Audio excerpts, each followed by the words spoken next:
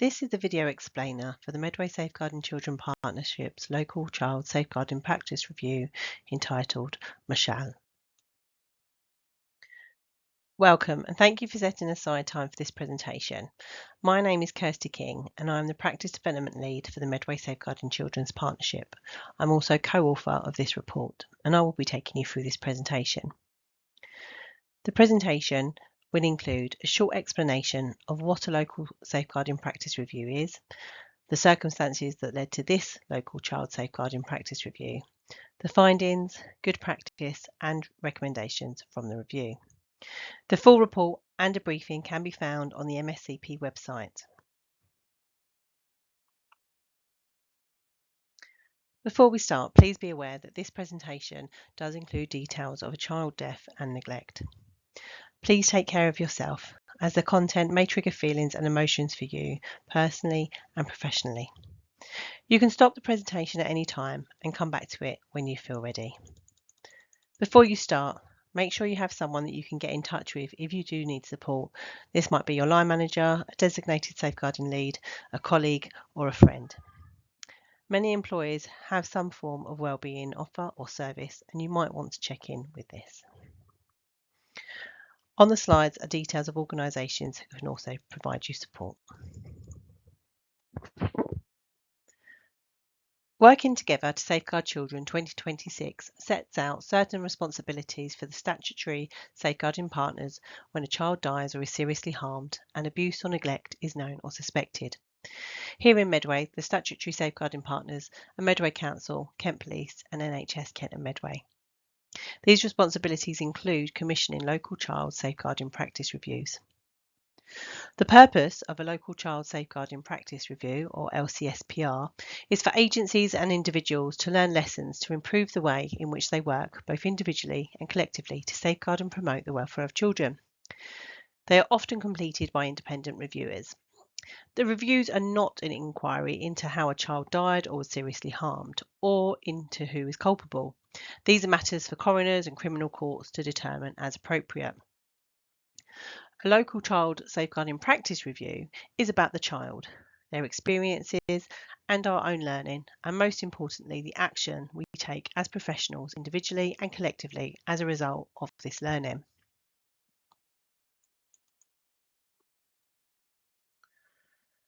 This LCSPR was commissioned in 2025 by the Medway Safeguarding Children Partnership after the death of a 4-year-old child known as Mashal in the report, and the admission of their twin to hospital, who also presented in extremely poor health. The sibling remains in care and is doing well. The cause of death is not yet clear, but appears to be indicative of neglect of their health and care needs. Mashal and their twin sibling had rarely been seen by any professional from when they were 6 months old, and no professional had seen them for around 20 months before Mashal died. Mashal's family had moved to the UK from Bangladesh shortly before the children's birth in December 2020. The parents are able to speak and understand some English, but still needed a translator, which was often provided. Mother had a student visa, but following the birth of the twins was unable to take up her study place. The twins and their mother were discharged a day after their birth, as is standard, and was particularly the case in December 2020, when cases of COVID-19 were increasing and a further lockdown was likely. The hospital midwives made a referral to Medway Children's Services, believing that there was a need for an assessment due to the unexpected arrival of twins, low-level concerns about mother's mental health, and their belief that the parents' relationship may indicate domestic abuse. The decision was that the family would be opened to Medway Children's Services early help team, which the family agreed to. In the days that followed discharge, community midwives were visiting the family at home. They had no concerns about the babies. There were worries about mother's physical health following her caesarean, and this led to a readmittance to hospital with the children. The parents had shown some resistance ahead of the ambulance taking mother and babies to hospital. The ambulance service that took mother to hospital also made a referral to adult services due to concerns about the home condition, potential parental mental health, domestic abuse concerns, and evidence of co-sleeping. It was during this second period in hospital that concerns about parenting were identified. The concerns shared were agitation with the twins, included the need for a staff intervention when mother was seen to raise her arm to one of them when they were crying, leaving them unattended, not taking advice about bottle feeding and sterilisation of bottles, handling of the babies, and general unease about whether mother was bonding with her children, and ongoing concerns about the parents' relationship.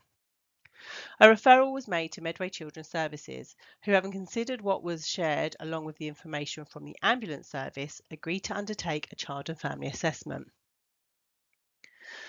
The whole family were accommodated in a parent and baby foster placement for around 2 months, and a parenting assessment was undertaken. On their discharge from the placement in March 2021, the children were the subject of Children in Need plans before being closed to children's social care in May of 2021. There were only 2 occasions where professionals had contact with them between the ages of 6 months and the death of Mashal in January 2025, when they were 4 years old. These contacts were a vaccination appointment at the GP surgery when they were around 18 months old, and a home visit by uniformed police officers in May 2023 who were responding to an anonymous telephone call sharing concerns about the children when they were 2.5 years old. The children were seen at both contacts, and no concerns were identified about the children's well-being by professionals or parents. It is not known what happened in the family to lead to such a significant decline in the children's health and development. When an ambulance was called just less than a month after their 4th birthday, both children were seriously unwell, had extreme developmental delay, and were suffering from malnutrition. There were significant concerns about the well-being of the children and the condition of the home, which indicated neglect.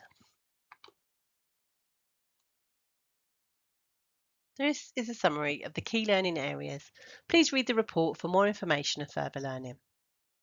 Considering a child's lived experience. It is not known what the lived experience of the children was like in the years before Mashal died, and on the 2 occasions that the children were seen by professionals, no concerns were identified.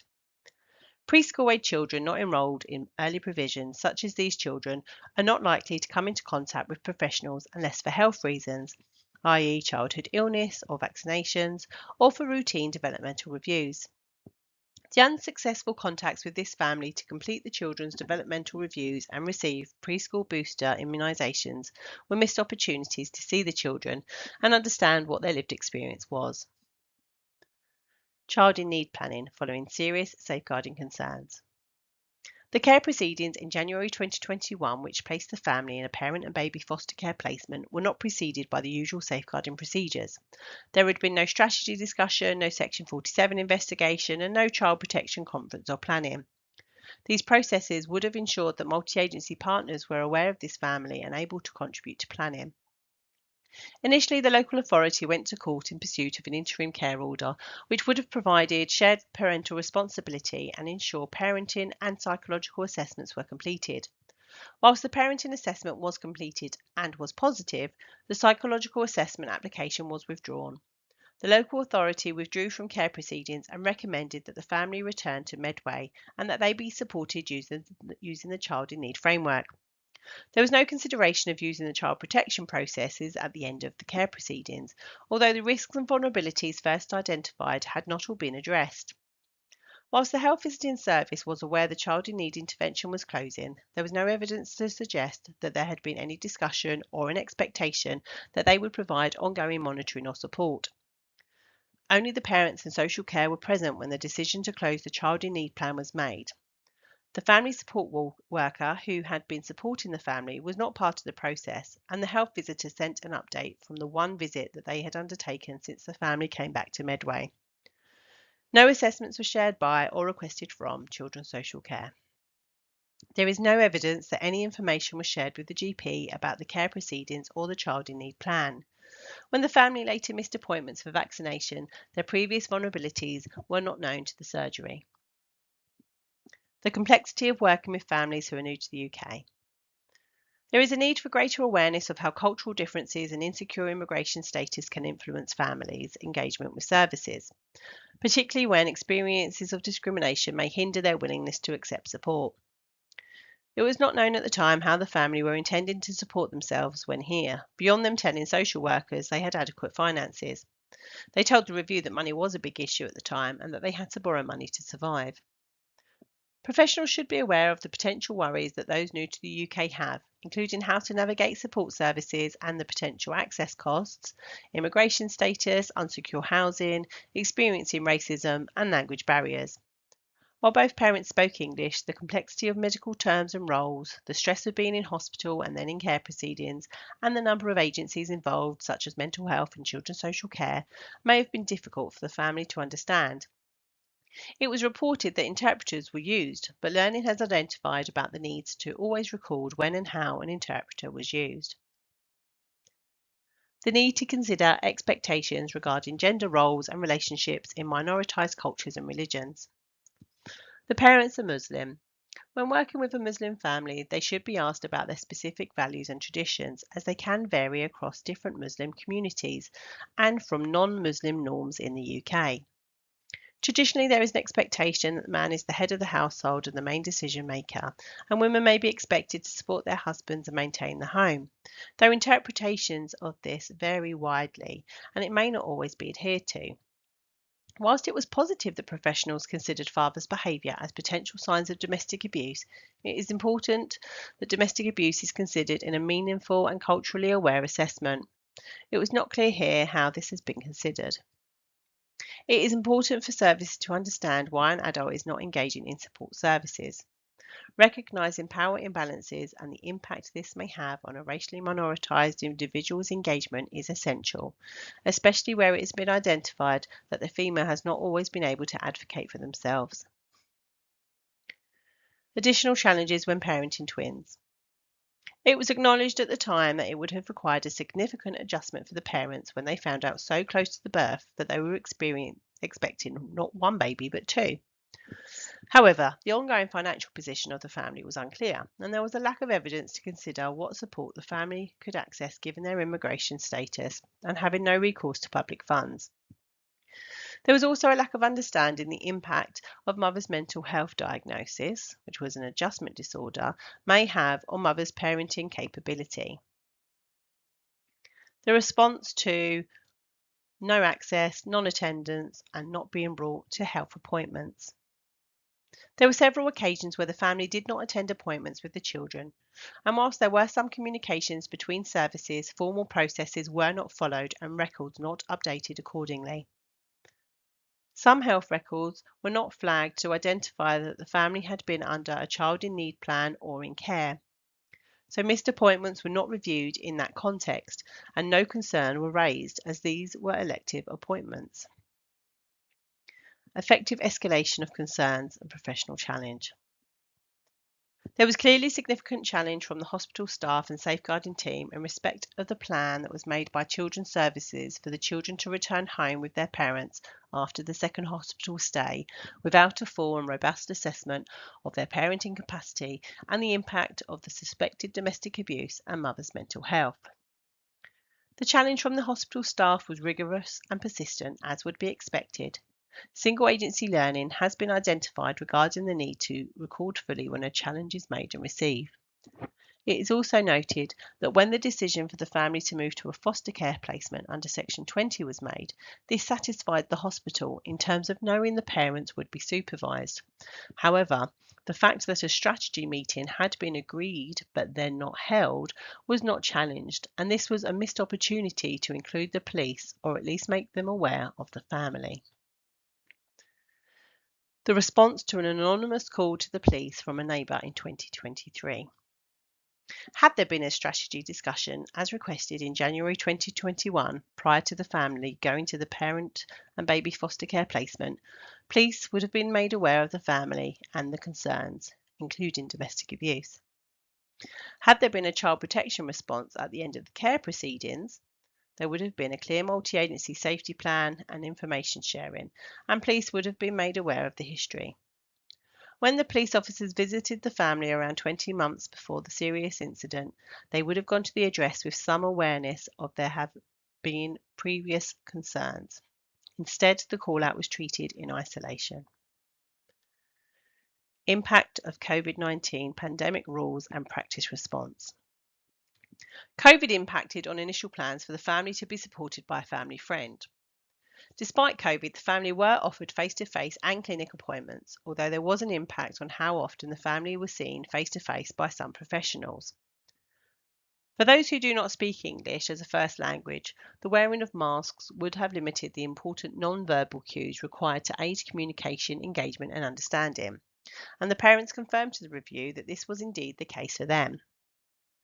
Across the review, there were repeated examples to support the importance of record keeping. For example, interpreters were accessed, but this was not always recorded in records, or conversations between professionals were not always recorded, and so the information was not relied on. The panel also reflected on professionals recognising and questioning assumptions and confirmation bias about a family's presentation, including when parents present as educated and as professionals themselves. The parents reported that they were educated professionals, father having studied law and mother having a place at university in the UK to study clinical science. It is possible that assumptions were made, conscious or unconsciously, that they understood more than they did, or conversely, this dynamic may have left the family feeling that professionals did not take their experience into consideration and that their qualifications were undervalued and that they were being treated with condescension. Identified good practice. Due to the early observations of the parents' interactions with each other, health professionals considered the possibility of domestic abuse. This supported timely referral to children's services, and it was further reiterated in a referral to adult services. Interpreters were used in face-to-face meetings and on phone calls, even when the family said that they did not need one. Some of the nursing staff at hospital were able to establish a good rapport with mother. The use of a detailed chronology was helpful in making the extent of concerns held by health professionals clear and supported referral and later supported challenge to decision making by children's services. The report makes 7 recommendations for the Medway Safeguarding Children's Partnership and individual agencies. The recommendations are set out in full in the report and the briefing and will be taken forward by the Strengthening Professional Practice subgroup of the Safeguarding Partnership. Here are some points for you to consider and reflect on from the recommendations. Does your organisation champion cultural competency and humility? Does it have safe spaces and training of professionals to enable them to discuss race, cultural identity and bias openly to equip them to work with families from minoritised communities? Do you understand what intersectionality is and how to identify social identities? Are you supported to consider these identities in assessment and analyse how these affect the experiences of the families you work with? Have you explored, or would you be able to explore, what impact someone's race, ethnicity, socioeconomic status, religion and beliefs, immigration status and language have had on their experience of our legal, health and social care systems?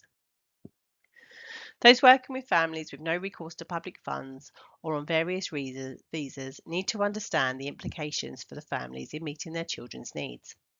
The MSCP will be developing support materials for professionals working with families where there is no recourse to public funds. Usually care proceedings are preceded by child protection procedures or planning. Where this does not take place, formal consideration will be given to whether there is a need for a child protection conference at the conclusion of the care proceedings. This should include a discussion with the manager, a clear recording of the reasons for not doing so, multi-agency information sharing, and expectations of the plan going forward. It is imperative that professionals follow the existing policies for children who have missed appointments. This includes formal notifications such as written follow-ups to phone calls or verbal updates, the sharing of information and the analysis of the impact that missing appointments has on children and families.